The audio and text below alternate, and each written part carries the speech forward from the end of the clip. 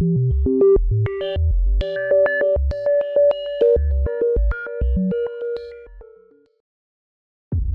Berserkers.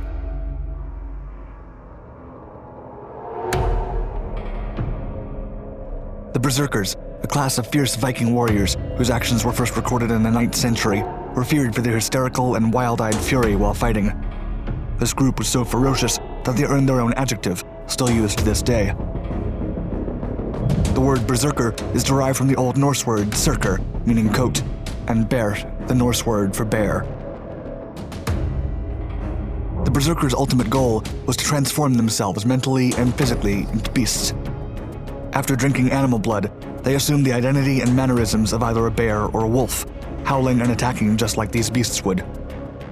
According to Norse mythology, these warriors acquired their animalic power through a ritualistic polytheist practice that included extended isolation, fasts, and exposure to extreme climates.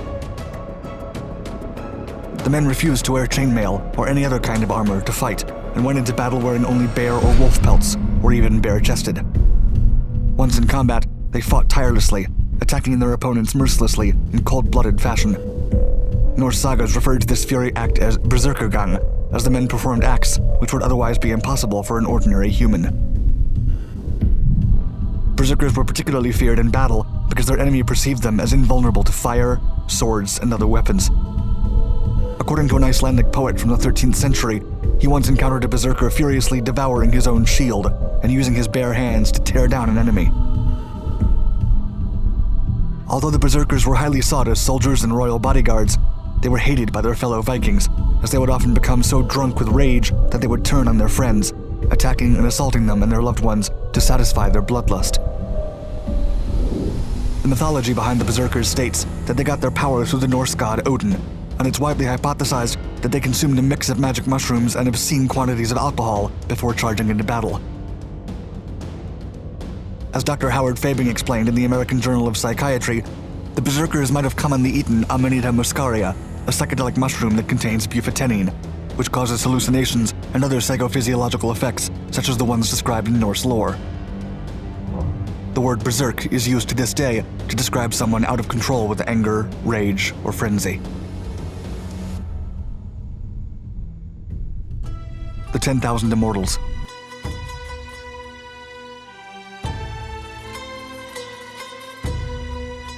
The Persian Empire was the largest power of the ancient world. Their land expanded through 3 different continents, with Mesopotamia and Iran under their control in Asia, Egypt and its peripheral land in Africa, and the Anatolian Plateau and parts of the Balkans in Europe. But behind this dominance was the tireless Persian army's elite standing force, the 10,000 Immortals. These warriors first appeared in Greek historian Herodotus' stories of the Persian invasion of Greece in 480 BC.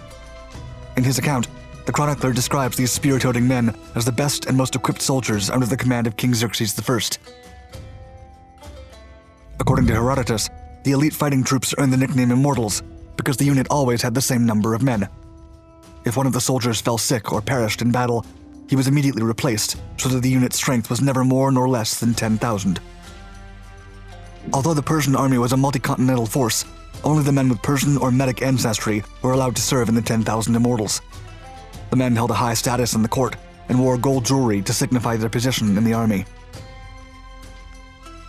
Although the Immortals primarily served as royal bodyguards, they regularly took to the field in times of war. Their most famous feat came in 480 BC when they ambushed the Spartan-led Greeks by bypassing a blocked path during the Battle of Thermopylae. The reputation of the 10,000 Immortals continued to exist even after the Persian Empire fell in 330 BC. Through their exploits and battles, the 10,000 Immortals became legendary and left behind a staunch military legacy. Sacred Band of Thebes.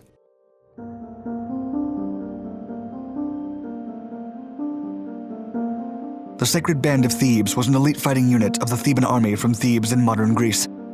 The group was composed of 150 same-sex couples, totaling 300 men.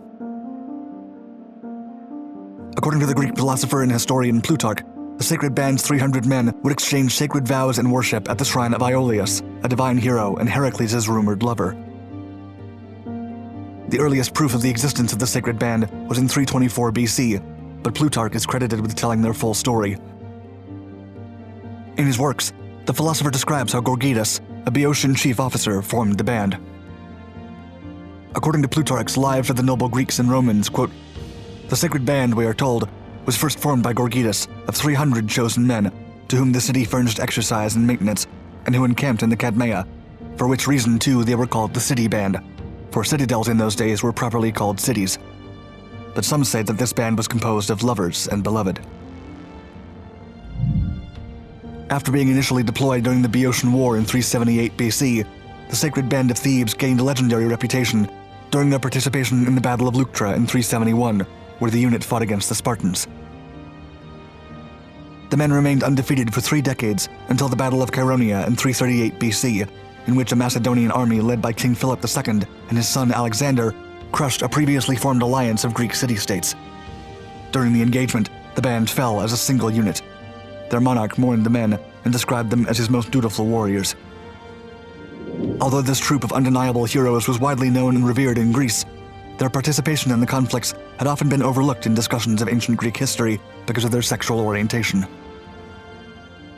Nevertheless, the Sacred Band of Thebes' legacy has recently resurfaced thanks to activism and LGBTQ+ education. Potsdam Giants.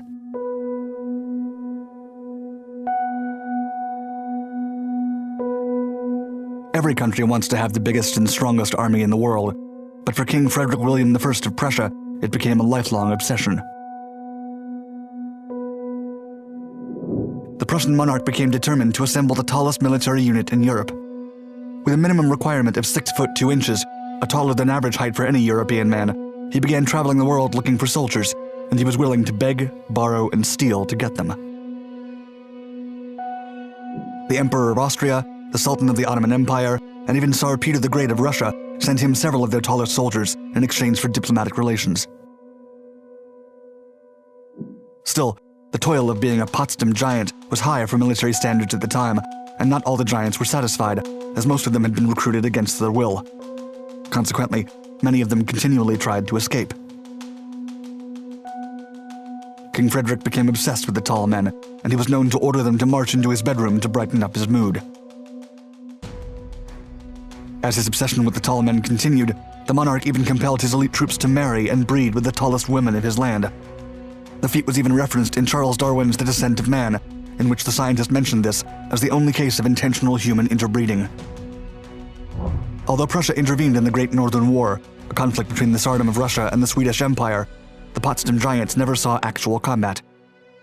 Perhaps it was for the best, as many of these men most likely suffered from gigantism or tumors in their pituitary gland, which causes lethargy, double vision, and general clumsiness.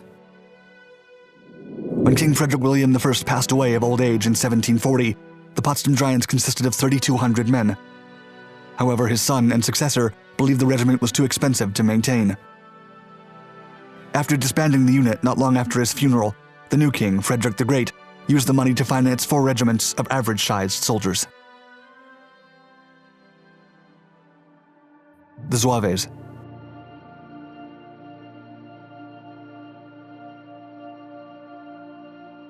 Military units throughout history have created ways to be as invisible as possible, wearing disruptive camouflage, ghillie suits, and more recently, stealth technology.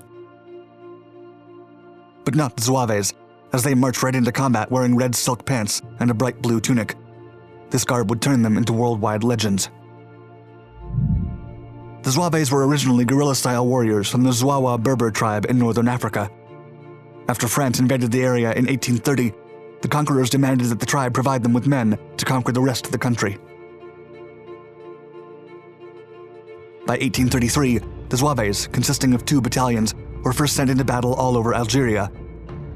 But by the end of the decade, a 3rd battalion was formed, and they were officially recognized by the French army as an elite fighting unit. As this brightly clad men's reputation began to spread, ordinary white Frenchmen started to volunteer for the Zouaves.